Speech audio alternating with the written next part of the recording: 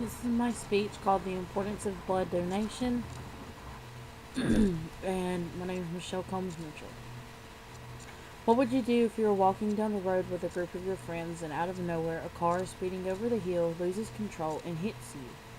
When you come to, all you can see is that you are in a hospital. If you do not receive a blood transfusion soon, you will die from blood loss.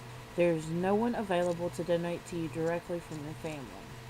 The hospital's let on the blood that you need, and there's a good chance that you will die without it. This would be a major problem, wouldn't it? It is one that many hospitals could face at any time due to shortages of the blood that people are donating. Blood donation is important because it saves lives. Blood saves lives in a major way because 1 pint of blood can save up to 3 lives. Some people will need only platelets, some need only plasma, and some need the full blood, red blood cells. There's no medical substitute for blood. Blood is only made by our bodies and it takes time to make it. If we are injured and cannot make enough blood to help us survive the trauma our bodies have been through, then we may need a blood transfusion. By donating blood, the technicians take the blood, the do- by donating blood, the technicians that take the blood can type your blood. This will allow them to know and let you know what type of blood you have.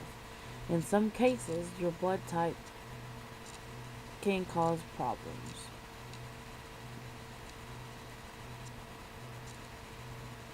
And knowing your blood type can cause you to get the blood that you need and not run the risk of receiving the wrong type of blood.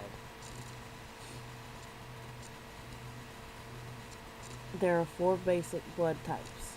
You may have type O, type A, type B, or type AB.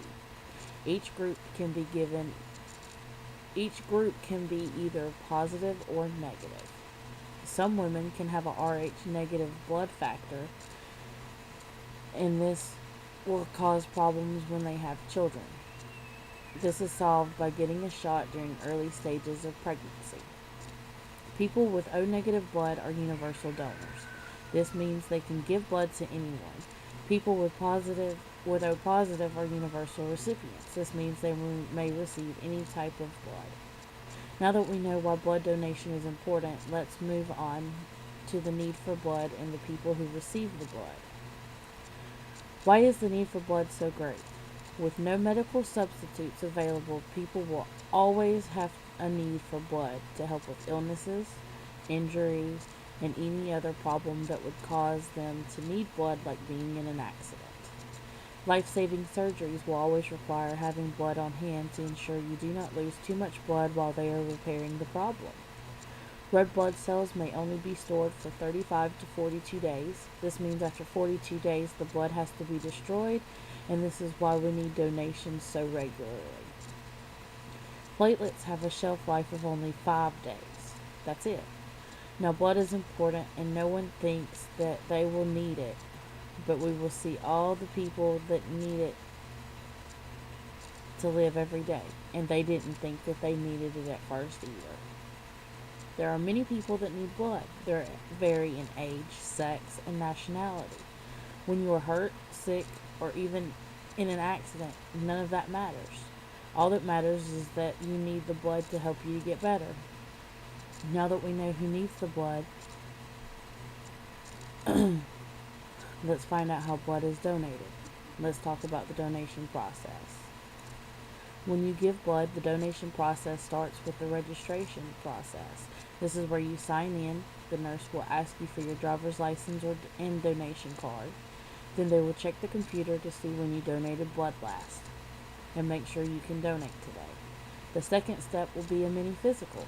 The nurse will stick your finger and check your iron and hemoglobin levels, take your temperature, and they will ask you questions about your health, if you have gotten any tattoos recently, or if you have had any new piercings. All of these things can keep you from being able to donate blood. The third stage is the donation process, and this is the shortest one of all and will take all of maybe 8 to 10 minutes. You will be seated comfortably, and afterward you will be given a snack to make sure you do not get dizzy or wind up with low blood sugar due to losing the blood you have donated. You will have to wait 10 to 15 minutes after donation before they will allow you to leave. We all have a chance to save lives, and it's up to us to do it. We can choose to play a role in saving lives, or we can choose to not to take the little bit of time out of our day to help someone we may not even know, and never will. Just remember, anything can happen when you leave here. Will you have the blood you need, just in case you are in an accident?